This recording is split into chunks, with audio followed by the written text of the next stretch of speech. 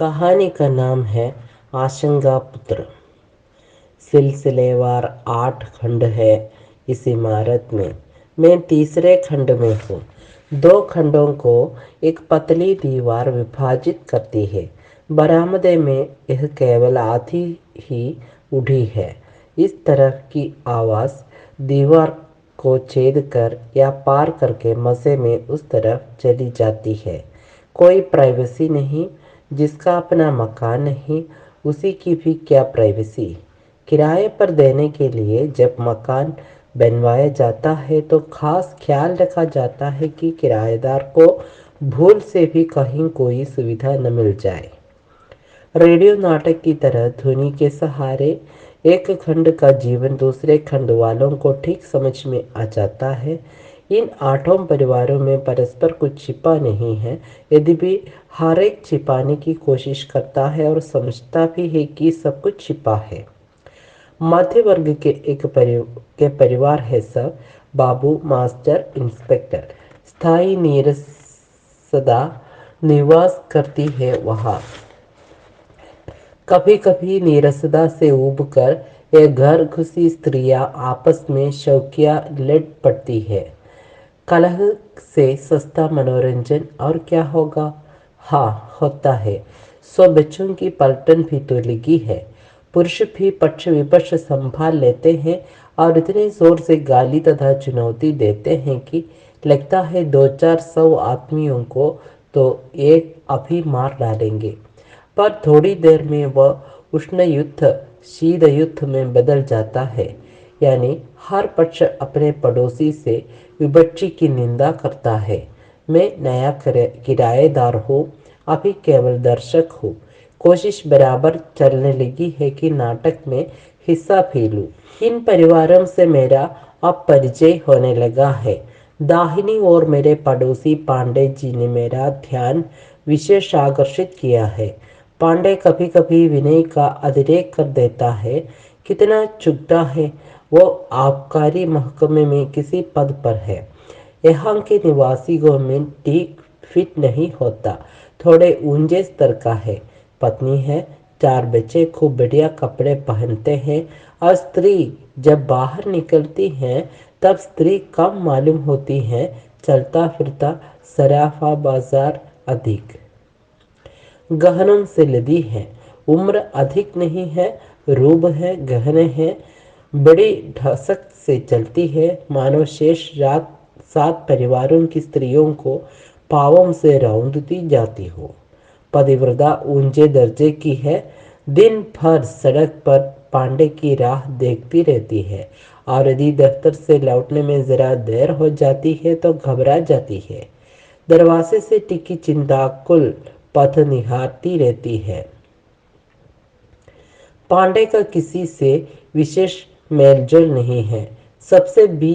सबके बीच रहकर भी वह सबसे अलग रहता है। हर छोटी बड़ी बात में उसका अलगाव और विशेषत्व प्रकट हो जाता है। आज की ही बात है। हमारा मेहतर बीमार है, इसलिए 2 दिनों से सफाई करने नहीं आया। उस सिरे पर रहने वाले गौतम बाबू आज एक मेहतर ले आए और हम लोगों ने तय किया कि हर परिवार 2 आने दे तो वो सफाई कर देगा। सब लोग एकदम तैयार हो गए पर पांडे ने निर्णय करने के लिए 15 मिनट लिए। भीतर गया। पति पत्नी में इस महत्वपूर्ण मामले पर चर्चा हुई और तब पांडे ने बाहर आकर अपनी सहमति कुछ इस तरह दी मानो अपने पाखाने की सफाई कराना मंजूर करके वह हम सब पर एहसान कर रहा है। मैं सोचने लगा कि आखिर इस छोटी सी बात में सलाह मशविरा करने को क्या था। शायद पति पत्नी ये विचार कर रहे हो कि इस प्रस्ताव में पड़ोसियों का क्या प्रयोजन है। कोई कहीं कोई षड्यंत्र तो नहीं है। सफाई करा लेने से कोई अनिष्ट तो नहीं हो जाएगा और एकदम मान लेने से कोई मानहानि तो नहीं होगी। अजीब आदमी है ये पांडे। आज मुझसे एक सज्जन मिलने आए। उन्होंने बाहर से मुझे पुकारा तो मुझसे पहले पांडे बाहर आया और लगा पूछने किससे मिलना है? कौन है आप? क्या काम है? आगंतुक को अच्छा नहीं लगा। किससे मिलना है ये तो मेरा नाम पुकारने से ही स्पष्ट था, और उन्हें यह मालूम नहीं था कि पड़ोसी के सेंसर के बिना कोई मुझसे मिल नहीं सकता। वे बिना जवाब दिए मेरे पास आकर बैठ गए। मैं दीवार के पास ही बैठा था। उधर पांडे दीवार से कान लगाकर हमारी बातें सुनने लगा। बड़ी देर से रोकी हुई घबराहट भरी सांस को छूटने का शब्द मुझे साफ सुनाई देता है। मेरे पास आने वालों को वो बड़े शक से देखता है। कभी कभी उसके चले जाने के बाद वो सहमता हुआ, घबराता हुआ मेरे पास आता है और पूछता है, कौन थे ये? कहाँ रहते हैं? क्या काम करते हैं? क्या कर रहे थे? उस मोहल्ले में किसी का आना कतई पसंद नहीं है। उसे मोहल्ले में किसी का आना कतई पसंद नहीं है। मुझे यहाँ आए अब काफ़ी दिन हो गए हैं, पर अभी भी पांडे मुझसे चौंकता है, और मैंने इस बात को स्पष्ट देखा। मैंने सुबह उससे नमस्कार किया तो वह एकदम घबरा गया, चौंक कर जवाब दिया, अरे नमस्कार नमस्कार। फिर मैंने सहज ही पूछ लिया, कहिए क्या हाल है? वो अब तो और व्याकुल हो गया। उसे लगा कि मुझे उसके किसी भावी अनिष्ट का पूर्वाभास हो गया है और मैं व्यंग्य कर रहा हूँ। बड़ी मुश्किल से मेरी नमस्कार करता हूँ तो घबरा जाता है, और 2-4 दिन नहीं बोलता हूँ तो भी घबराया हुआ जाता है, आता है और खोद खोद कर पूछता है कि मैं उससे क्यों नहीं बोलता। अकेले मुझसे ही नहीं, सभी से वह सशंकित रहता है। मुझसे अधिक इसलिए कि उसे मालूम है मैं पत्रकार हूँ और मेरा सभी प्रकार के लोगों से संबंध है। मुझे क्या लेना देना है? होगा पांडे जैसा है, मैं क्यों उसमें इतनी दिलचस्पी लूं? ज्यों ज्यों मेरी बढ़ती दिलचस्पी को वो भांपता जाता है, त्यों त्यों उसका भय बढ़ता जाता है। मैंने उसे दफ्तर से आते आते देखा है। हाथ में छाता पकड़े आसपास चौकनी दृष्टि डालता हुआ वह हड़बड़ाता चलता है। बार बार पीछे देखता है। कोई पीछे से तेजी से आ रहा हो तो मुड़कर देखने लगता है और उसके निकल जाने पर आगे बढ़ता है।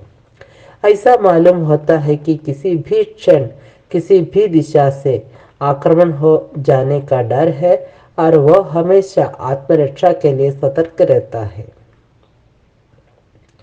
आज मैंने उसे पान दिया, उसने नहीं लिया। बोला, मैं नहीं खाता। सरासर झूठ बोला। उसके रचे हुए होंठ मेरे सामने थे, और मैं हमेशा उसके दोनों गाल बीड़ों से फूले देखता हूँ। वो बाहर पान नहीं खाता। उसे डर है कि पान में कोई कुछ खिला न दे।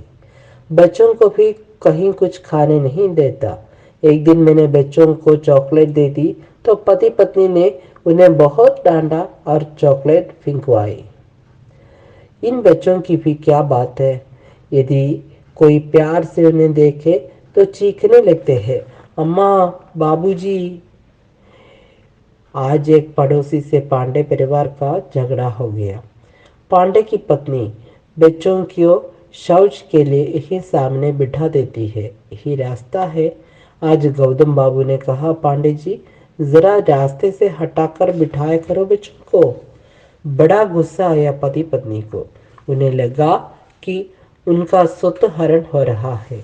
बच्चों को ठीक रास्ते पर शौच के लिए बिठाने पर आपत्ति करने से जैसे उनका हक छीना जा रहा हो। बड़ी कटुता से बोला पांडे, अपने बच्चे सबको प्यारे लगते हैं। गौतम जरा तीखे आदमी है। कहो डे, बच्चों से प्यार है कि बच्चों के व्याख्यान, बच्चों से प्यार है कि बच्चों के पाखाने से? जवाब नहीं दे पाए तो न गए। लगे दोनों कुटने और बड़बड़ाने। हम सब हमसे बैर पाले हैं। हम किसी को फूटी आंख नहीं सुहाते। सब हमसे जलते हैं। सब बड़े दुष्ट हैं। कभी कभी रात के सन्नाटे में मुझे पति पत्नी की बातें सुनाई पड़ जाती है। पत्नी सबकी शिकायत करती है, पांडे सबको गाली देता है। उनकी बातों से ये निष्कर्ष निकलता है कि दुनिया भर के लोगों को एक ही काम है, उनका अनिष्ट करना। आज बड़ा लड़का स्कूल से ठीक 5 बजे नहीं लौटा। एक मित्र के साथ चला गया था, पर माँ बाप इस प्रकार की समस्त संभावनाओं को लांघ कर एकदम अनिष्ट की आशंका के छोर तक पहुंच गए। मुझसे पांडे कहने लगा, मेरे बड़े भाई से मेरी अनबन हो गई है। उनके दोस्त का लड़का उस स्कूल में मास्टर है। कहीं उसी ने तो लड़के को कुछ नहीं कर दिया। मैंने तो पहले ही उसे वहां भर्ती कराने में डर रहा था। थोड़ी देर बाद लड़का हंसता खेलता आ गया। पांडे ने मिठाई बांटी। एक और हरकत मैंने देखी। जितनी देर घर में रहता है, हर 10-15 मिनट में दरवाजे से केवल गर्दन बाहर निकालकर चारों ओर देखता है। सड़क पर चलता आदमी अगर सहज ही पीछे मुड़कर देख ले तो वह एक झटके में कछुए की तरह अंग समेट लेता है और झरोखे में से उसे ताकता रहता है। उसने घूमकर देखा तो क्यों देखा? जरूर कोई बात है। रात को किसी की पदचाप सुनाई पड़ती है तो कुत्ता पीछे भौंकता है। पांडे पहले चिलमिलाता है, कौन है? आशंका के कारण उसे नींद भी गहरी नहीं आती। आसमान को देखता होगा तो डरता होगा कि किसी दिन यह सिर पर न गिर पड़े। शायद रात को उठकर मकान की छत भी देखता हो कि कहीं गिर तो नहीं रही। पड़ोसी कहते हैं, इस पांडे के घर में छत तक सामान भरा है। वेतन कुल 150 है और रहता रईस की तरह है। 3 लड़के एंग्लो इंडियन स्कूल में पढ़ते हैं। उनकी फीस ही 50 रुपया होती है। औरत के जेवर बनते ही जाते हैं। पड़ोसी तो ऐसी बातें कहते ही हैं। मुझे तो पांडे पर दया आती है। हमेशा चिंतित और अशांत रहता है। हर आदमी से भय खाता है। यही संस्कार बच्चे ले रहे हैं। किस आशंका से घबराया रहता है? हर आदमी से डर क्यों लगता है? किसी से घुल मिल क्यों नहीं पाता है? किसी पर इसका विश्वास क्यों नहीं है? हमेशा अनिष्ट ही क्यों सोचता रहता है? ये इतना छुई मुई क्यों है? कोई कारण समझ में नहीं आता। सुबह बड़ा व्यस्त और घबराया रहता है। उसके घर व्यापारी आते हैं। कोई कोई बाबा कपड़े में बही खाता बांधकर बगल में दबाए आते हैं।